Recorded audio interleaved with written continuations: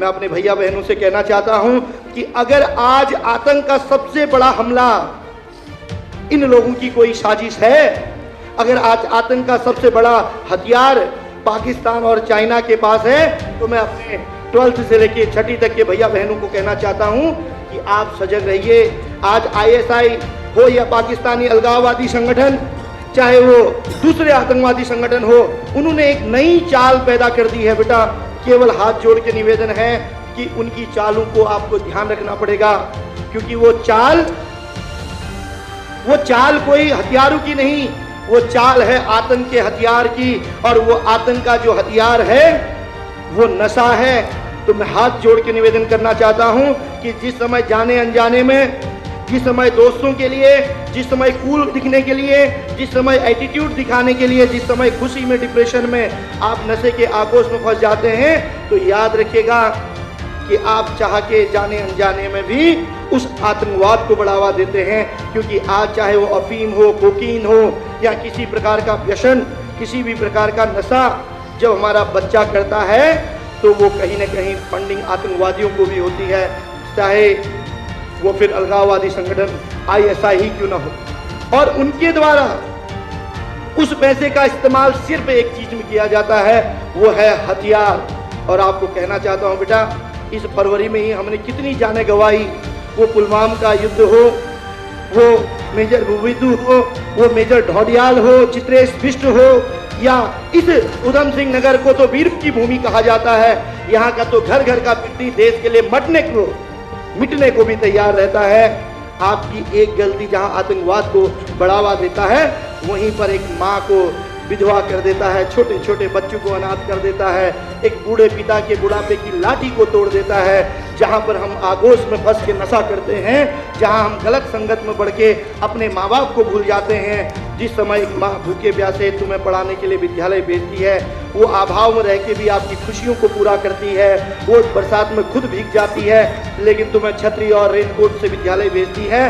वो पिता के जेब में पैसे हो ना हो, वो बाजार के हर शौक आपके पूरे करता है।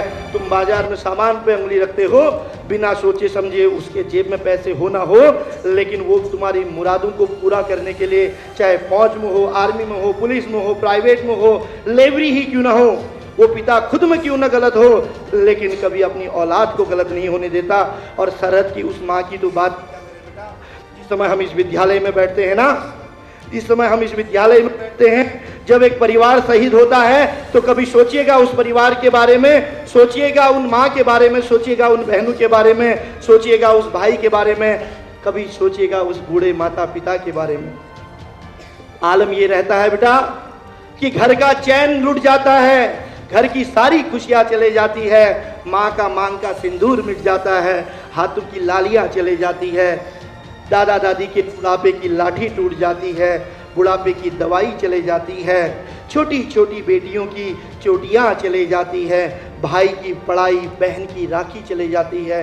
एक ऐसा विस्फोट होता है बेटा, चाहे वो पुलवामा का ही क्यों ना हो, उस जवान की तो बोटी बोटियाँ चले जाती हैं। अरे हमारे लिए तो एक जवान शहीद होता है, हमारे लिए तो केवल एक जवान शहीद होता है, लेकिन किसी के घर की तो रोटियां चले जाती है, किसी के घर की तो रोशनी चले जाती है। अगर हम उनके भावों का भी सम्मान नहीं कर सके तो आप जीवन में कभी आगे नहीं बढ़ पाओगे। अगर आप उस माँ का भी सम्मान नहीं कर पाए तो आप कभी राष्ट्र का निर्माण नहीं कर पाओगे।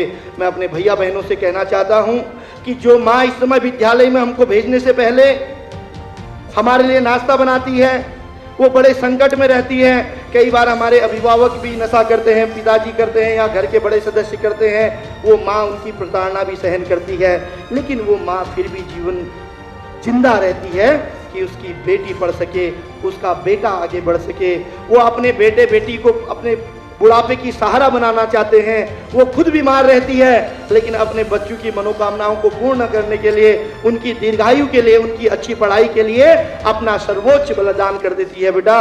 तो भारत माँ की जहाँ हम बात करते हैं, अगर हम अपने माँ बाप की भावनाएं भी नहीं समझ पाए तो आप देश का निर्माण नहीं कर पाएंगे। लेकिन केवल इतना भी अगर हम समझ लें, केवल इस बात को भी हम समझ लें कि जिस समय विद्यालय में हम आए हैं उस समय हमारी माँ और हमारे पिता किसी न किसी रूप में कार्य करते हैं। और माँ के लिए मैं इसलिए कहता हूँ कि एक जन्म देने वाली माँ, एक भारत माँ, ये दो माँ ऐसी होती हैं बेटा जो अपनी औलाद के लिए सर्वोच्च बलिदान देती है।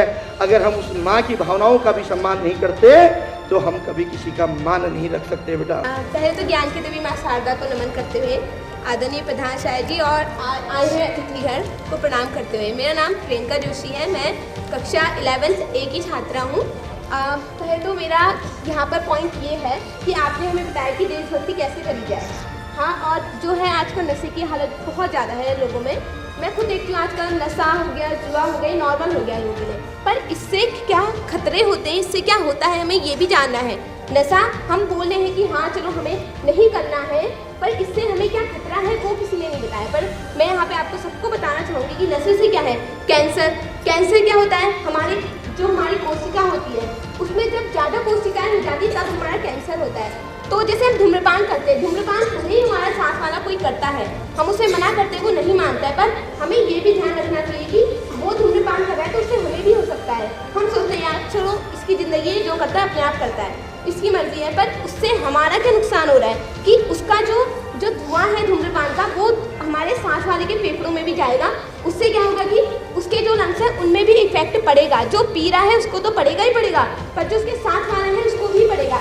इसलिए हमें ये भी ध्यान रखना है कि हम लोगों को मना तो करते हैं कि नशा मत करो। अपने दोस्तों को हम सोचते हैं कि छोड़ो मेरा दोस्त बुरा मानेगा इसलिए मैं नहीं बोलता हूँ, पर ऐसा नहीं है। हमारा दोस्त जो करता है वही हमारे ऊपर भी लागू होता है। और वही बात है देशभक्ति की, ऐसा नहीं कि देशभक्ति हम बॉर्डर पे ही कर सकते हैं, देशभक्ति हम अपने घर पे भी कर सकते हैं, हम अपने स्कूल में भी कर सकते हैं।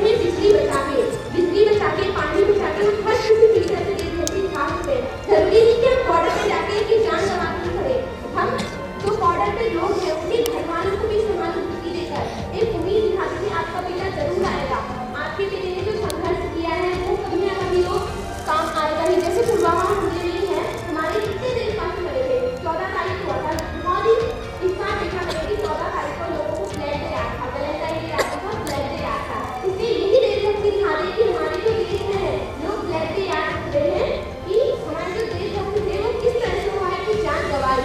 और ये हमें हमेशा याद रखना चाहिए क्योंकि उनका एक पल हमारे एक स्वर्ग के समान है जो हमें अपने स्वर्ग की सीमा तक ले जाता है। धन्यवाद। थैंक यू बेटा, थैंक यू वेरी मच।